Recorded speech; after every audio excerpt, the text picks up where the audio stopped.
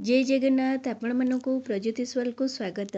सनातन धर्म रे प्रकृतिर विशेष महत्व रही। एई प्रकृतिर अवदान तुलसी गछ, बेल गछ, अँला गछ सहित कदली गछ पूजार महत्व मध्य बहुत रही। सेहीपरि हिंदू धर्म रे ओस्त गछर पूजार विधान रही। धार्मिक मान्यता अनुसार ओस्त गछरे समस्त देवादेवी वास करती। मान्यता अछि जे ओस्त गछ मूल भगवान विष्णु, गछर मोटा अंश बा गंडी केशव, शाखारे प्रभु नारायण, पत्रे भगवान हरि एवं फल समस्त देवता वास करती। ओस्त वृक्ष को स्वयं भगवान विष्णुंकर स्वरूप मध्य कुआ जाइଥାଏ। तेणुकरी प्रतिदिन ओस्त वृक्ष को पूजा करिवार मान्यता रही आछि। सूर्य उदय पर निजर नित्यकर्म सारी ओस्त वृक्ष तले पंच उपचार विधि रे पूजा कले भगवान विष्णु प्रसन्न होइथांती। जल अर्पण सहित फूल, चंदन, सिंदूर, दीप, धूप, नैवेद्य अर्पण करिवार विधि मध्य रही। ता सहित रविवार दिन ओस्त गछ मूल पूजा करा जाए नाही बोली बहुत पुराण रे मध्य लेखा जाइछि। ओस्त गछ पूजा करने द्वारा बहुत सारा लाभ होता है। जेमिति कि शनि देवंकर दोषरु मध्य मुक्ति मिलता है। ज्योतिष शास्त्र अनुसार ओस्त गछ मूल पूजा करने सहित ओस्त गछ मूल गोटे दीप जदि आपण केवल शनिवार दिन मध्य जलाउचंती भगवान शनिदेवंकर 7.5 सहित ढैयारू मध्य आपणकर मुक्ति मिले।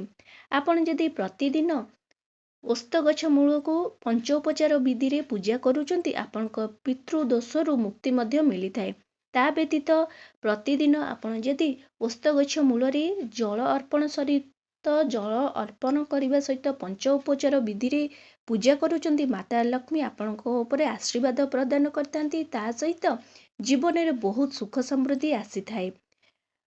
पूजा करने सहित ओस्त गछ मूल पूजा करने सहित जदि ओस्त गछर परिक्रमा करचंती जेमिति कि 1, 3, 5, 7, 8 कि 108 एहीपरि भाव में जदि आपण ओस्त गछर परिक्रमा करचंती ताहाले मध्य प्रत्येक दिन जदि आपण परिक्रमा करचंती आपणकर मन जदि किछि मनोकामना थाए ताहाले सेही मनोकामना पूर्ण होइथाए। ओस्त गछ मूल गछरे सबु देवदेवता माने वास करथांती। जदि आपण प्रतिदिन ओस्त गछ को पूजा करचंती ताहाले सबु समस्त देवदेवतांकर आशीर्वाद आपणक उपरे रहिथाए। ओस्त गछ मूल जदि आपण जल जदि अर्पण करचंती प्रतिदिन आपणकर सबु पाप मध्य नष्ट होइथाए। ता सहित पद्म पुराण रे कुहा जाइछि आपण जदि ओस्त गछ मूल पूजा विधि विधान भाव में करी ता सहित परिक्रमा करने सहित आपण जदि प्रतिदिन गोटे मुंडिया मध्य मारुचंती भगवान को ओस्त गछ को ताहाले आपणकर आयु मध्य वृद्धि होइथाए। आपणकर देह रे जदि किछि रोग थाए, रोग बीमारी जदि थाए कि आपणक जातक रे जदि रोग किछि रही आछि ताहाले तार जोग मध्य दूर होइथाए। आपणक घरे जदि आर्थिक समस्या रही ताहाले मध्य आपण जदि कौनसी शिवलिंग पाखे जदि ओस्त गछटी अच्छी ओस्त गछ को प्रथमे पूजा करी तापरे जदि आपण शिवलिंग को पंचोपचार विधि रे पूजा करूचंती ताहाले आपणकर आर्थिक समस्या मध्य बहुत जल्दी दूर होइथाए। ता व्यतीत आपण जदि प्रतिदिन जल अर्पण करचंती ताहाले मध्य आपणकर भौतिक सुख जेपरि आपनको घर, गाड़ी, दुकान ए सब भौतिक सुख आपनको लाभ होइथाए। आपनको जदि भक्ति आ निष्ठार सहित ओस्त गछ मूल रे पूजा करचंती ओस्त गछ को पूजा करचंती ता मूल रे जल अर्पण करचंती आपणकर सब मनोवांछा पूर्ण होइथाए। आपण जदि संतान प्राप्ति पई मध्य पूजा करचंती आपनको संतान प्राप्ति जोग मध्य खोली जाइए। आपको जदि पुत्र कामना लाभ पुत्र कामना पाई जदि आपण ओस्त गछ मूल पूजा करचंती ताहाले मध्य आपणकर अपुत्री को पुत्र मध्य लाभ होता है।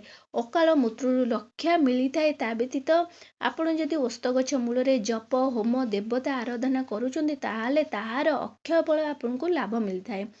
भक्तिर सहित आपण जदि ओस्त गछटी जेकोसी स्थान रे जदि लगौचंती ताहाले आपणक कूल सुदृढ़ होता है। आपणकर वंश बढ़ी थाए। पितृपुरुष मोक्ष प्राप्ति होइथांती। ता व्यतीत धन जन आयु मध्य बढ़ी थाए। जातक रे आपणक जदि किछि माने आपणकर दोष रहुची ताहाले मध्य सेटा खंडन होइथाए। ता व्यतीत कुआ जाइछि ओस्त गछ मूल दिन सारा पूजा करने सहित आपण दिन सारा सोई परिबे, बसी पारि, उठी पारिबे, किंतु ରାତି ସମୟରେ ବା ସନ୍ଧ୍ୟା ପରଠୁ ଆପଣ ଓସ୍ତ ଗଛ ମୂଳରେ ଶୋଇବା କି ବସିବା କି ଖଟି ମାରିବା ସେଟା ଠିକ୍ ନୁହେଁ। ତେଣୁ ସେଇ ଜିନିଷଟା କରନ୍ତୁ ନାହିଁ। ଆଶା କରୁଛି ଭିଡ଼ିଓଟି ଆପଣମାନଙ୍କୁ ବହୁତ ପସନ୍ଦ ଆସିଥିବ। ଯଦି ଆସିଛି ତାହେଲେ ଏଇ ଚ୍ୟାନେଲକୁ ଜଲ୍ଦି କରି ଲାଇକ୍ ସେୟାର ସବସ୍କ୍ରାଇବ୍ କରିଦିଅନ୍ତୁ। ନମସ୍କାର।